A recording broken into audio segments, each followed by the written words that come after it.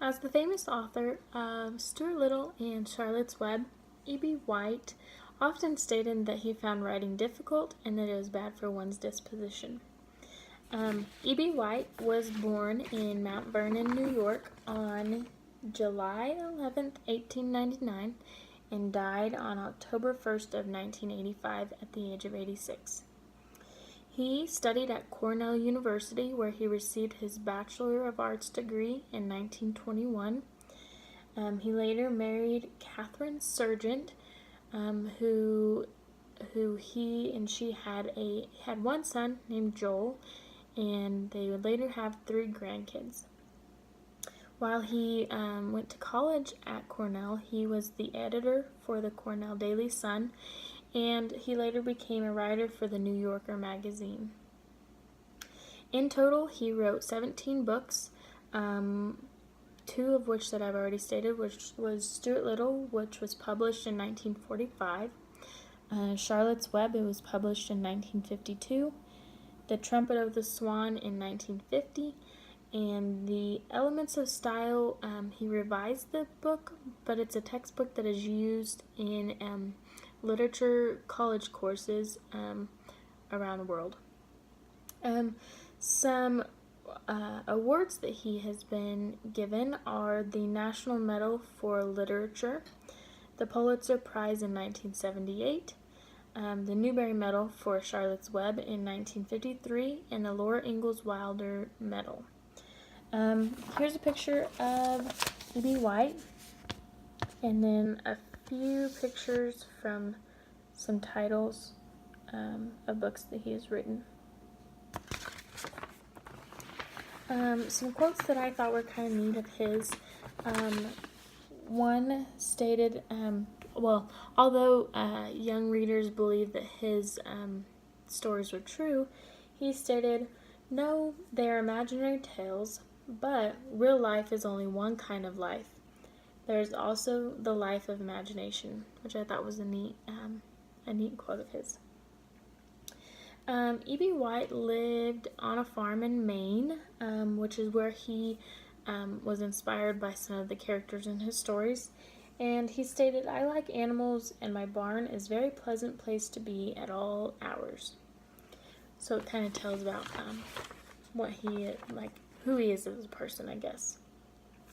So I'm going to go ahead and read one chapter from Charlotte's Web. This is a chapter titled A Talk at Home. On Sunday morning, Mr. and Mrs. Arabelle and Fern were sitting at breakfast in the kitchen. Avery had finished and was upstairs looking for his slingshot. "Did you know that Uncle Homer's goslings had hatched?" asked Fern. "How many?" asked Mr. Arabelle. "7," replied Fern. "There were 8 eggs, but 1 egg didn't hatch, and the goose told Templeton she didn't want it any more, so he took it away." "The goose did what?" asked Mrs. Arabelle, gazing at her daughter with a queer, worried look. "Told Templeton she didn't want the egg any more," repeated Fern. "Who is Templeton?" asked Mrs. Arabelle. "He is the rat," replied Fern. "None of us like him much." "Who's us?" asked Mr. Arabelle. "Oh, everybody in the barn cellar. Wilbur and the sheep and the lambs and the goose and the gander and the goslings and Charlotte and me." "Charlotte?" said Mrs. Arabelle. "Who's Charlotte?" "She's Wilbur's best friend. She's terribly clever." "What does she look like?" asked Mrs. Arabelle. "Well," said Fern thoughtfully, "she has 8 legs. All spiders do, I guess." "Charlotte is a spider?" asked Fern's mother. Fern nodded. "A big gray one. She has a web across the top of Wilbur's doorway. She catches flies and sucks their blood. Wilbur adores her." "Does he really?" said Mrs. Arabelle rather vaguely. She was staring at Fern with a worried expression on her face. "Oh, yes, Wilbur adores Charlotte," said Fern. "Do you know what Charlotte said when the goslings hatched?" "I haven't the faintest idea," said Mr. Arabelle. "Tell us." "Well, when the first gosling stuck its little head out from under the goose, I was sitting on my stool in the corner, and Charlotte was on her web. She made a speech. She said, I am sure that every one of us here in the barn cellar will be gratified to learn that after 4 weeks of unremitting effort and patience on the part of the goose, she now has something to show for it. Don't you think that was a pleasant thing for her to say? Yes, I do, said Mrs. Arabelle. And now, Fern, it's time to get ready for Sunday school, and tell Avery to get ready. And this afternoon you can tell me more about what goes on in Uncle Homer's barn. Aren't you spending quite a lot of time there? You go there almost every afternoon, don't you? I like it there, replied Fern. She wiped her mouth and ran upstairs. After she had left the room, Mrs. Arabelle spoke in a low voice to her husband. I worry about Fern, she said. Did you hear the way she rambled on about the animals pretending that they talked? Mr. Arabelle chuckled. Maybe they do talk, he said. I've sometimes wondered. At any rate, don't worry about Fern. She's just got a lively imagination. Kids think they hear all sorts of things. Just the same, I do worry about her, replied Mrs. Arabelle. I think I shall ask Dr. Dorian about her the next time I see him. He loves Fern almost as much as we do, and I want him to know how queerly she is acting about that pig and everything. I don't think it's normal. You know perfectly well animals don't talk. Mr. Arabelle grinned. Maybe our ears aren't as sharp as Fern's, he said. That was a cute little chapter that I liked in there. And then I'll show you a few pictures. Here's Wilbur. Looking up at Charlotte's Web. And then all the other animals in the background.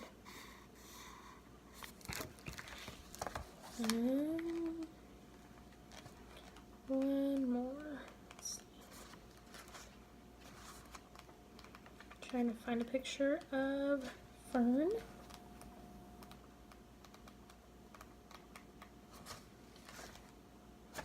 Here's a picture of Fern with some of the animals.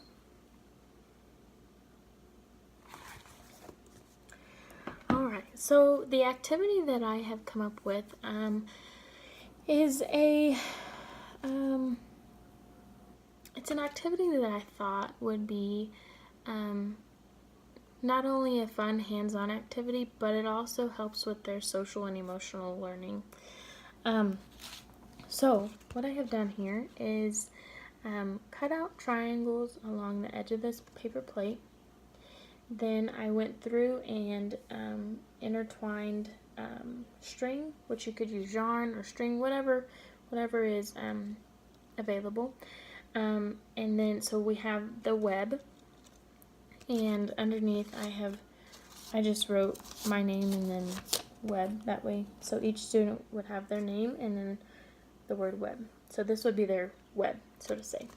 And like the words that Charlotte spends in her web to describe Wilbur, I think it would be neat for students to go around and they would each get little sticky notes, and on the sticky notes they would write a simple word or a phrase or something that they would like to stick in the other student's web. So these were just examples of some that so you just stick it right in there, and then at the end of the activity, the student would get to go back and look at all the nice things that people have said about him or her. And that is it. Thanks for watching.